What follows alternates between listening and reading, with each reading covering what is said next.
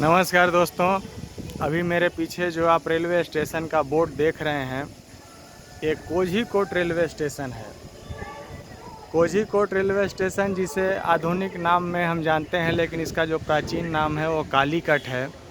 तो यहाँ एक वीडियो के माध्यम से मैं अपने दोस्तों को एक संदेश देना चाहता हूँ कि क्यों मैं यहाँ एक वीडियो बना रहा हूँ, और उस संदेश को आप कृपया सुनने और समझने की कोशिश कीजिएगा।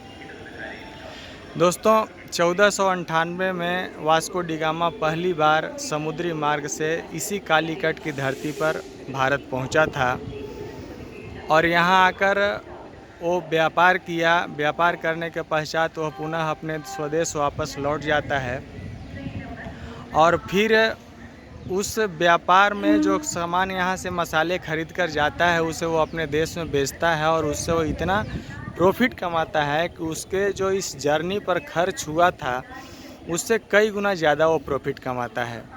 और इसी से प्रेरित होकर वो फिर पुनः दोबारा भारत की धरती पर आता है और यहाँ की परिस्थितियों को समझकर वो कुछ वर्षों के पश्चात ही यहाँ की धरती पर वो कब्जा कर लेता है, अर्थात वो शासक बन जाता है और शासन करने लगता है।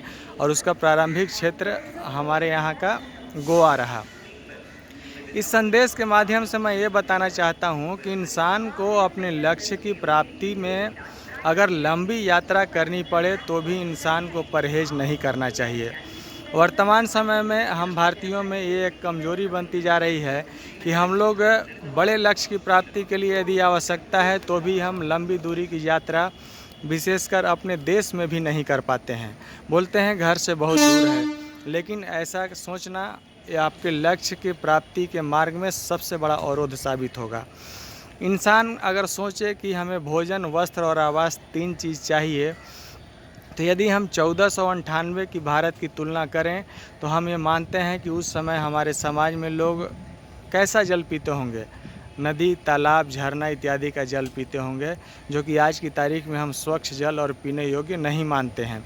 रहने के लिए उस समय अच्छा घर नहीं होगा, पहनने के लिए कपड़ा नहीं होगा, और इस परिस्थिति में भी वो इंसान एक ऐसा देश से यात्रा करके यहाँ पहुँचता है जहाँ ये सारी सुविधाएं बहुत आसानी से सुलभ थी।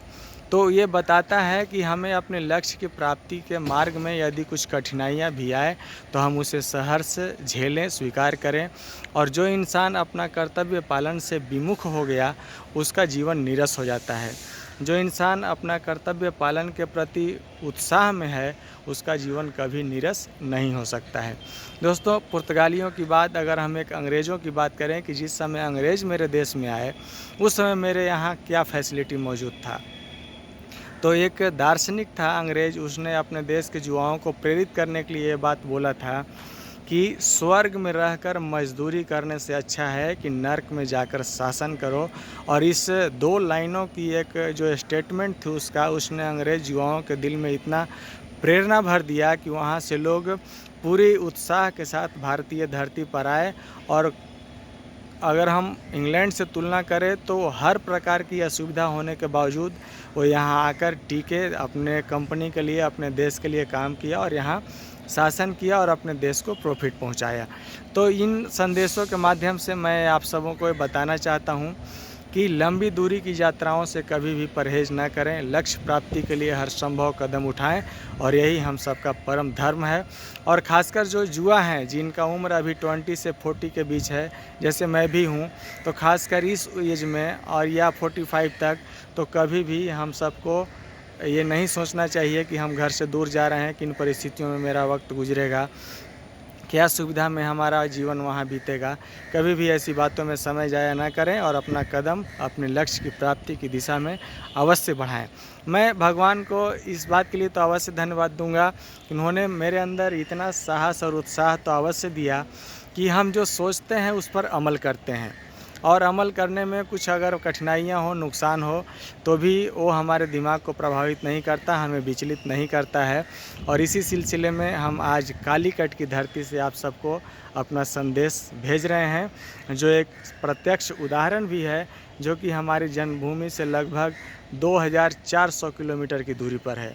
हम पिछले कुछ दिनों से यहाँ हैं और आज मन में ये बात आई कि एक संदेश अपने दोस्तों तक पहुंचाएं, इसके लिए मैंने आज ये वीडियो रिकॉर्ड किया। धन्यवाद दोस्तों, जय हिंद।